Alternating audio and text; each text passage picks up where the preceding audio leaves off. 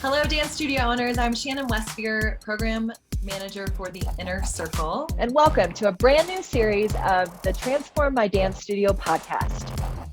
Over the next 6 weeks, we are delighted to be introducing guest host Cara Poppitt for our unmissable Dance Studio Connection to Creation series.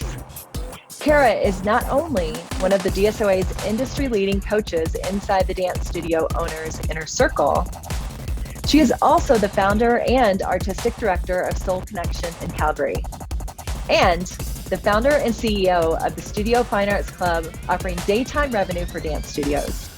In this podcast series, Cara will be sharing the tools and strategies that have helped propel her business ventures into empires, and how she taps into connection to lead the way. Before we begin this week's episode, don't forget that our free online event for dance studio owners is happening live this week. It's called Dance Studio Domination. And during our time together, we'll go through clear and actionable worksheets that you can use to start attracting more new students and stepping up as CEO of your studio for the season ahead. It's our goal to make sure you leave Domination feeling empowered, inspired, and equipped to increase the growth of your student numbers and set realistic goals for the next 12 months and beyond.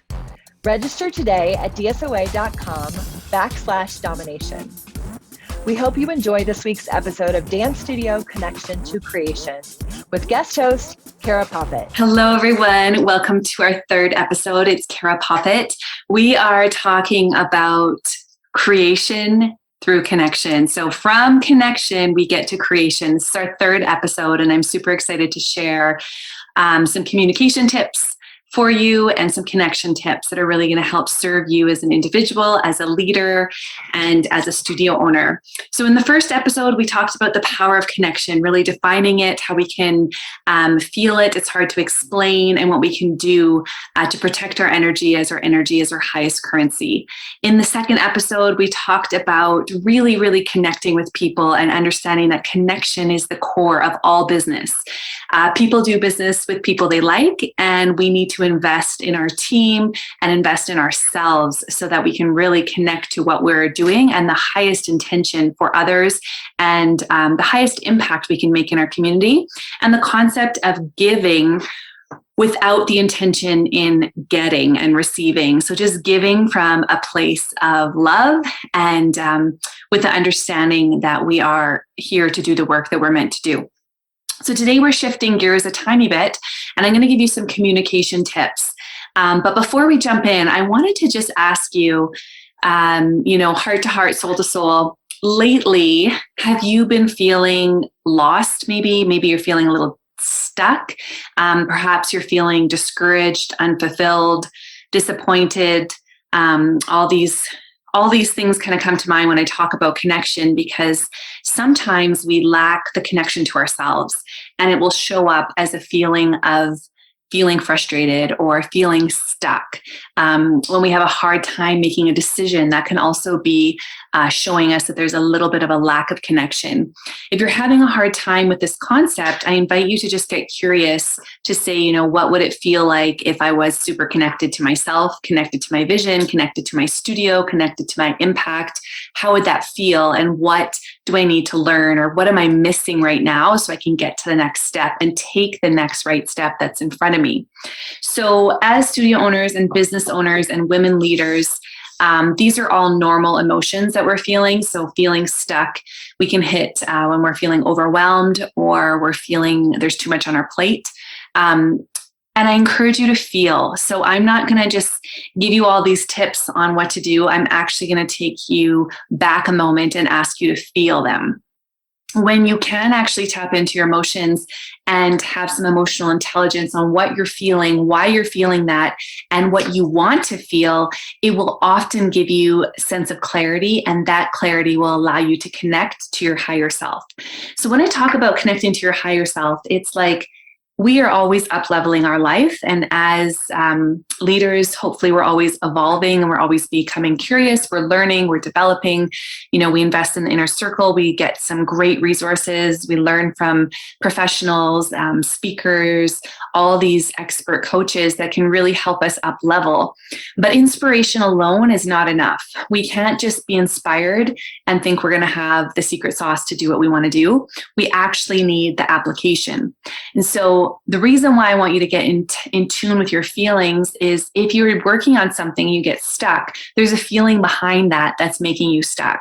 And so we can learn all this great knowledge. And the most important thing is that we actually apply it and we are consistent. And we go through systems and automations and we really think about growing our business and up leveling our life. But it's really important about the feelings behind it. The reason why I'm saying that now is there's been too many people, myself included, and I'm still learning this lesson. So I don't have all the answers, but I'm just going to share what I've learned along the way, is we're so attached to the end result, right? Once I finish the show, I'll be able to relax. Once I get 200 more students, I'll feel better financially. Once I hire the right teacher, or once I have the perfect admin, then I can whatever. Usually it's take care of ourselves, right? We won't have to work as hard. Maybe we'll relax. Maybe we'll go on a trip. But there's some kind of goal attached to when I do this. And it's all great to have goals. It's more incredible from experience is that when you set your goals, it's not just the 200 students. It's the feeling behind the 200 students that you can really get excited about, attached to, and then really celebrate. Because often when we just have these goals, we hit them and then we're like, okay, what's next? On to the next thing. And we have forgotten the importance of celebrating along the way. And so the reason why I'm bringing in celebration and all these emotions and kind of calling it for what it is that when we're high achieving people, primarily women in the dance studio world, we have a lot on our plate and sometimes we can get stuck and lost. And so my hope for you is that when you have those feelings, first you feel them, don't try to push them away. Become curious about them by asking yourself, what do I need to learn? What is the intention of this? Why am I feeling this way? And then how is the magic question, guys? How can I move through this with grace and ease and flexibility and curiosity and some self-love along the way? So I wanted to open up this conversation because it all stems with you. So if you are feeling discouraged and unmotivated and stuck, your communication is going to also come with that tone. Are you a victim? Does everything keep happening to you in the studio? Or can you transfer to like a warrior, a motivated, determined leader and strap on a different mindset? So when we're going into communication tips, I want to encourage you. The first thing is not on what you're saying, but it's actually how to listen. So active listening is an art that unfortunately we've lost along our way because we are multitasking. We're on our phones, we're on our computers, we're connected to multiple devices at once. And what happens is we lose the art of listening. We don't hold space for people when they're in our presence. And this is something that can make huge transformation in your business and in your personal lives. So when your children show up, put your cell phones down and look at them in their eyes, hold their hands and connect to them if they're little. Listen to them. It's not about quantity of time. It's actually about quality of time with most people. I can be around my kids, but if I'm working the whole time, they don't feel like I've really done anything with them. The same goes for our employees. When we're in our office, are we on the phone with our door closed? And we say we're always available? Or are we, cell phones down and asking people some really good questions? I think when people feel valued, seen, heard, and loved, they want to do great work for you. And it starts with connecting. So some communication tips. The first thing for yourself is feel the feelings and then shift your mindset to be at the highest level. You're up leveling your life. What would your highest self be proud of? How would they respond? And then respond in that way. Showing up for people, holding space. So really having active listening. That means we listen with our eyeballs. We take a moment, we pause, we put our phones down, and we see and acknowledge people. The next thing I wanted to share is a secret formula that I've created. I share this a lot in the Fine Arts Club because it helps our teachers connect to people. It helps our teachers connect to the students, the parents, the admin team. It's really quite amazing what it can do, and it's quite simple.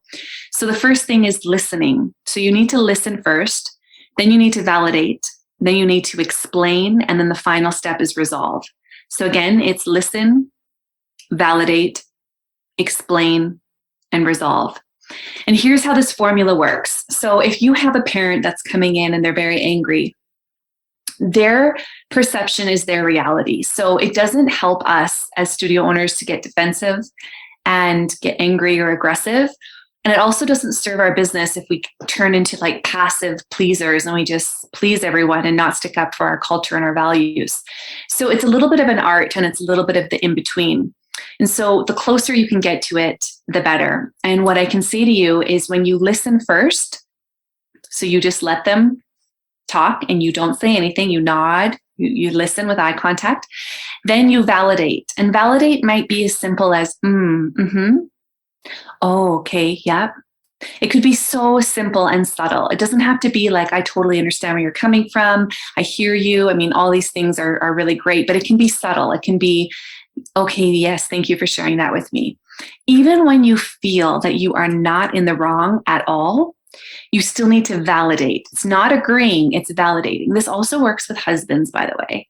So on the DL, when you have a little issue with your partner, it's very easy to go from them talking to us defending or arguing. And if you could just listen until they're done talking, validate it, you can move quicker and explain and resolve. So I encourage you on the DL that you try this on your partner. It's really quite cool. So you listen first, you validate. Okay. Even if you think you're in the right and they're in the wrong, you still need to validate.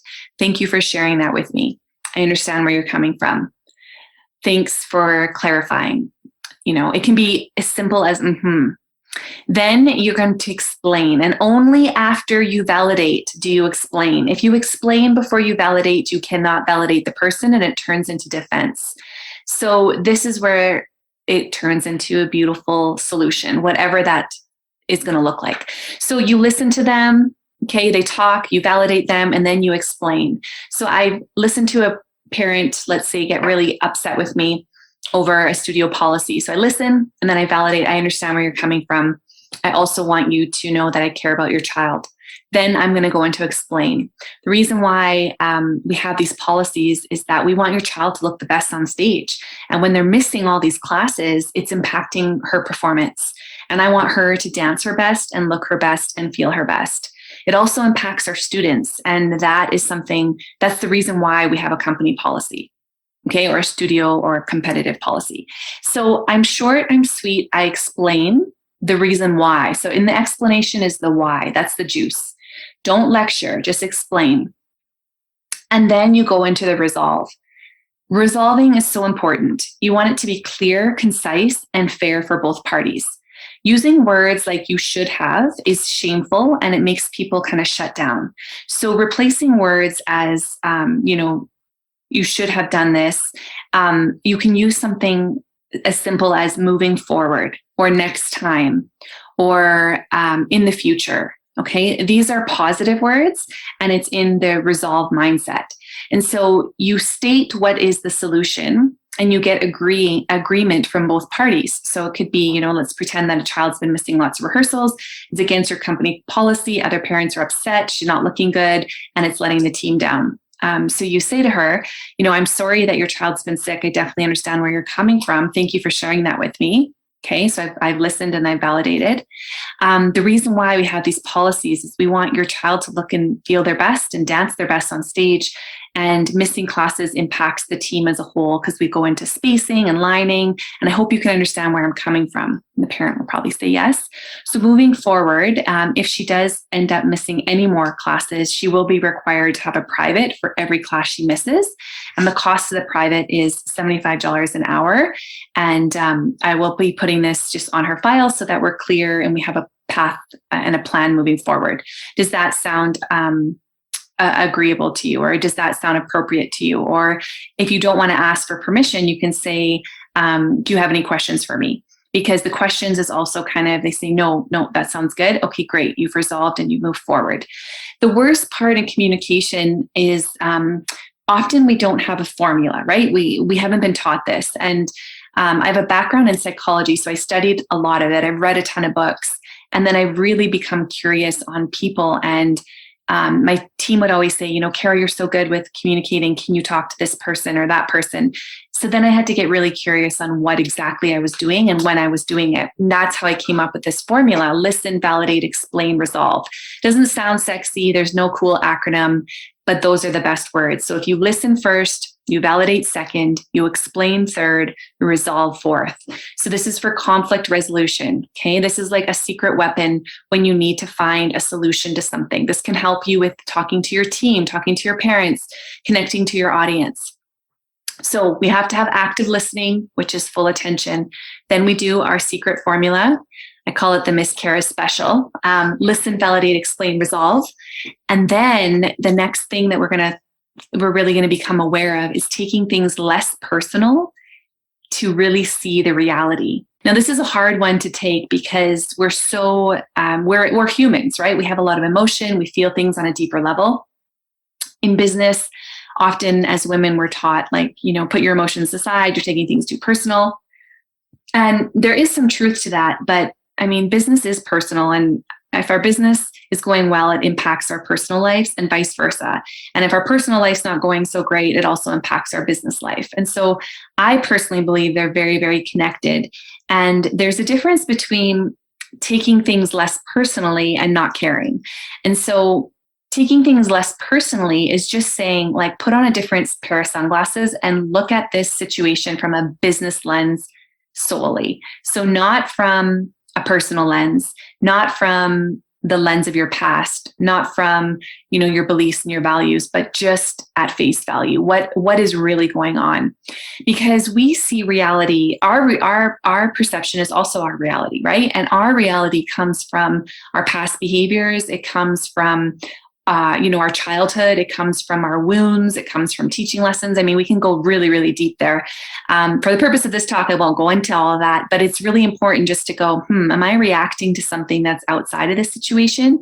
Can I just take a step back and look at what the situation is without turning into a victim and saying, how could they do this? I can't believe they did this.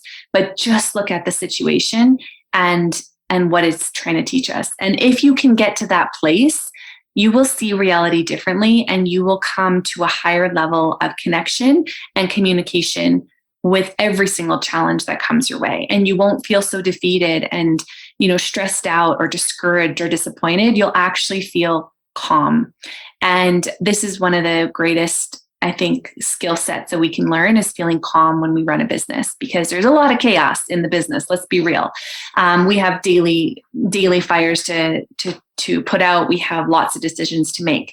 But if we're operating from a place of calmness and kindness and compassion, I think amazing things can unfold. So first we got to do the active listening. Then we go into listen, validate, explain, resolve. We're going to start taking things less personally and looking at it from a business lens at face value, so we can see the reality and hopefully, get out of our own way sometimes, because sometimes we are our own problem. And I say we because I'm also part of this, and I also have to do the work. And there's no shortcut, guys. We got to do the work, and we got to be open to learning and growing and developing. If we're not open to that, it's really going to limit our potential. It's going to limit our business potential. I believe strongly that the best thing we can do to help our businesses grow is really to help ourselves and to develop and grow ourselves, because we are leading this, and our mindset is a huge opportunity to grow. And it also, unfortunately, can hold us back significantly. I know as a coach, when I listen to some of the members share stories, I have a lot of compassion, right? Because I've experienced most of the events that people have experienced, and I understand where they're coming from.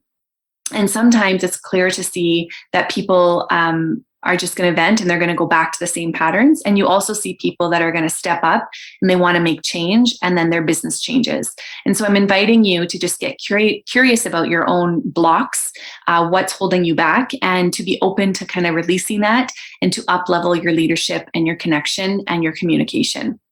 So my final thing that I want to leave you with is really to do your inner work, and things will work out.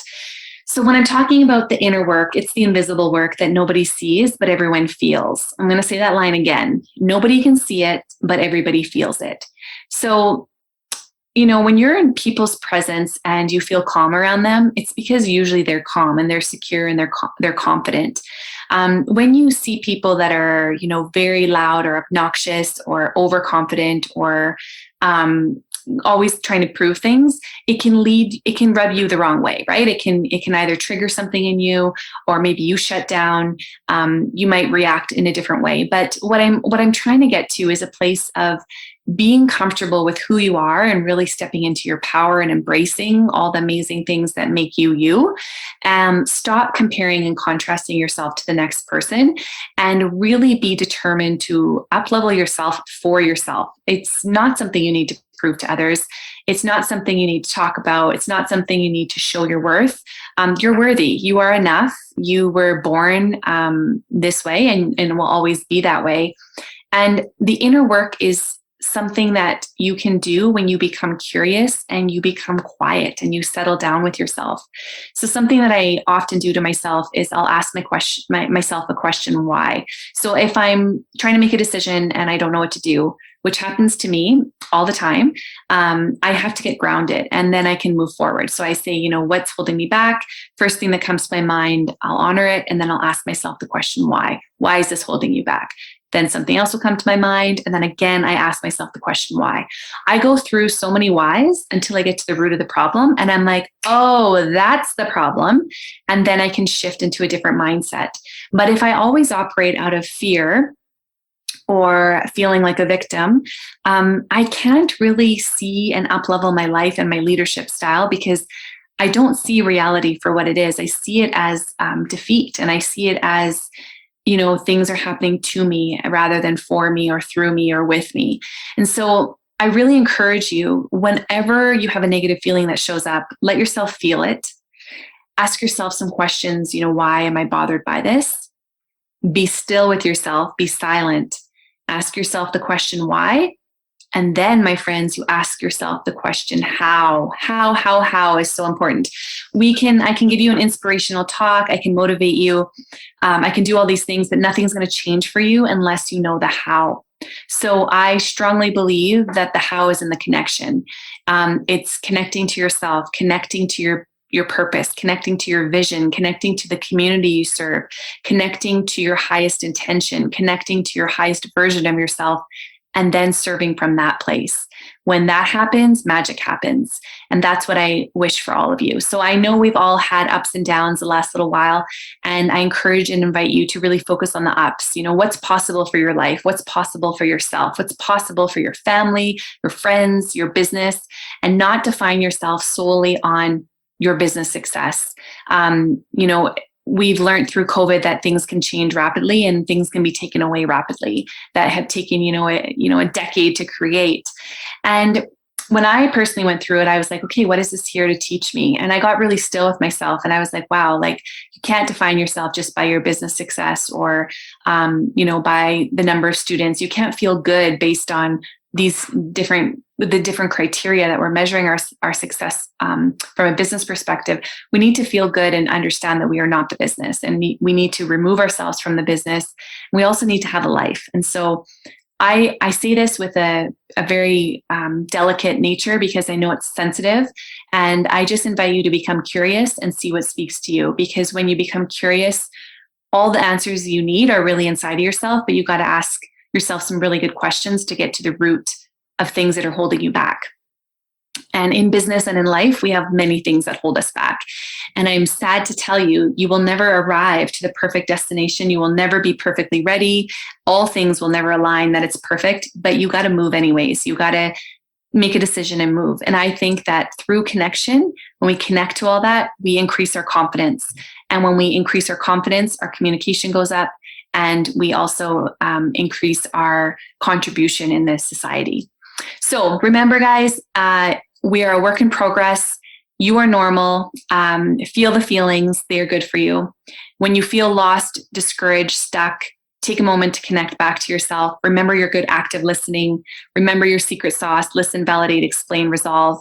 Try to take things less personal and see reality differently, business at face value, and do your inner work. Because I think when you do your inner work, things will work out. And you will never be done your inner work.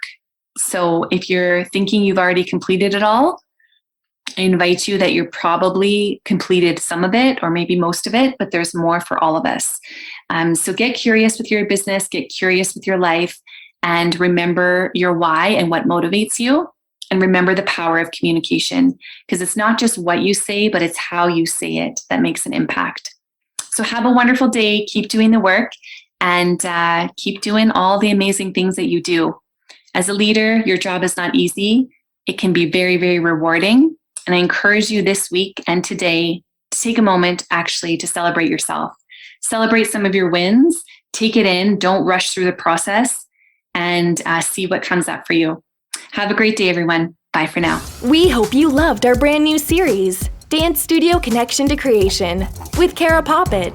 Your ratings and reviews help us to bring you this value-packed podcast every week. So please be sure to leave us some stars and your comments wherever you listen to your podcast.